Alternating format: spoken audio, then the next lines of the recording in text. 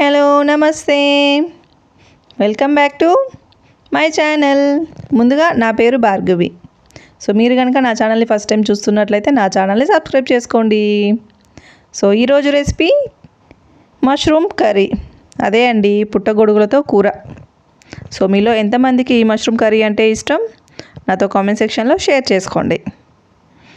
So ఎప్పుడూ చేసే విధంగా కాకుండా ఈసారి ఇలా ట్రై చేసి చూడండి, సూపర్ టేస్టీగా వస్తుంది. సో ఇంకా లేట్ చేయకుండా ప్రాసెస్లోకి వెళ్ళిపోదామా. ముందుగా నేను ఇక్కడ ఈ మష్రూమ్స్ని సూపర్ మార్కెట్ నుండి తీసుకొచ్చాను. వీటిని ఇలా నార్మల్ వాటర్తో ఇలా 2 సార్లు బాగా కడిగేసుకోవాలి. ఇలా కడగడం వల్ల ఈ మష్రూమ్స్ మీద ఉన్న డస్ట్ అంతా కూడా పోయి క్లీన్ అవుతుంది. ఇప్పుడు వీటిని సాల్ట్ వాటర్లో వేసుకోవాలి. ఇలా మనం వీడియోలో చూపిస్తున్న విధంగా ఇలా చేత్తో ఇలా అంటే వాటి మీద ఉన్న ఈ పలుచని తోలు అనేది వస్తుంది.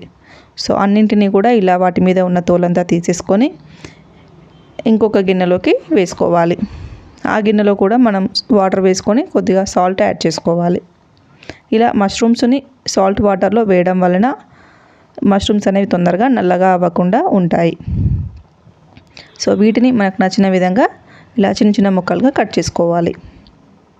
ఈ మష్రూమ్ కర్రీ కోసం నేను 3 మీడియం సైజు ఆనియన్స్ని తీసుకుంటున్నాను. అలాగే 3 బాగా పండిన టమాటాలని తీసుకుంటున్నాను.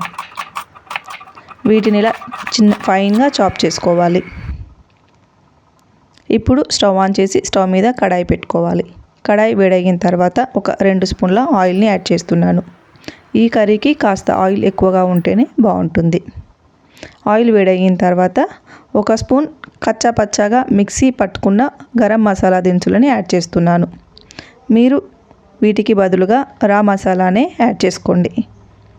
సో ఇలా ఆయిల్లో మసాలా దినుసులు వేయడం వలన ఈ ఫ్లేవర్ అనేది బాగుంటుంది. ఈ గ్రేవీ టేస్ట్ కూడా బాగుంటుంది, నాన్ వెజ్ ఫ్లేవర్ లాగా ఉంటుంది. సో ఇవి కాస్త ఫ్రై అయిన తర్వాత 1/2 టీ స్పూన్ ఆవాలు జీలకర్రని వేస్తున్నాను. ఇప్పుడు ఇందులోనే ఫైన్గా చాప్ చేసి పెట్టుకున్న ఆనియన్స్ని వేస్తున్నాను. ఆనియన్స్ వేసి బాగా కలుపుకొని ఫ్రై చేసుకోవాలి. ఇందులోనే 1 రెమ్మ కరివేపాకుని వేస్తున్నాను. కరివేపాకు కూడా వేసి బాగా కలుపుకొని గోల్డెన్ కలర్ వచ్చే వరకు కూడా మనం ఈ ఆనియన్స్ని ఫ్రై చేసుకోవాలి.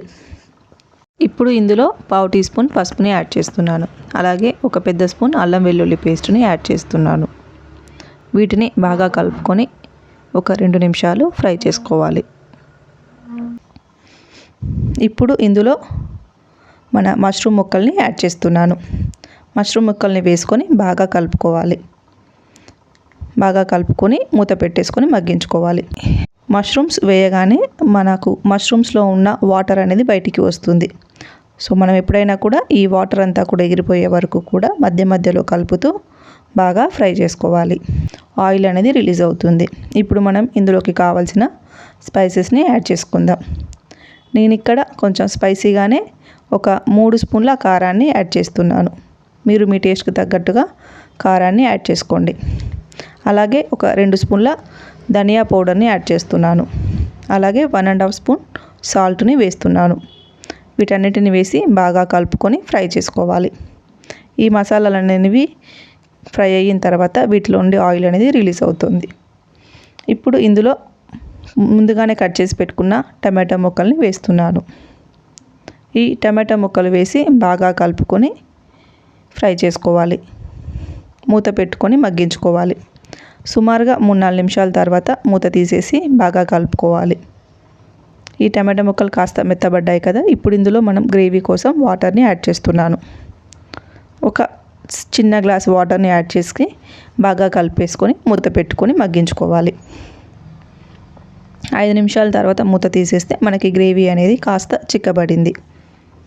సో నాకు ఇక్కడ ఈ గ్రేవీ అనేది ఇలా ఉంటే సరిపోతుంది. మీరు మీ టేస్ట్కి తగ్గట్టుగా ఇంకాసేపు మరిగించుకోండి.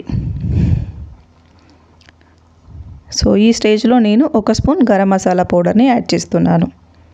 గరం మసాలా వేసి బాగా కలుపుకోవాలి.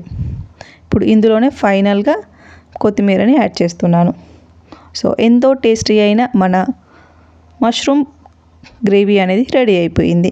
సో మీరు కూడా మీ ఇంట్లో ట్రై చేసి మీకు ఎలా వచ్చిందో నాతో కామెంట్ సెక్షన్లో షేర్ చేసుకోండి. Thanks for watching.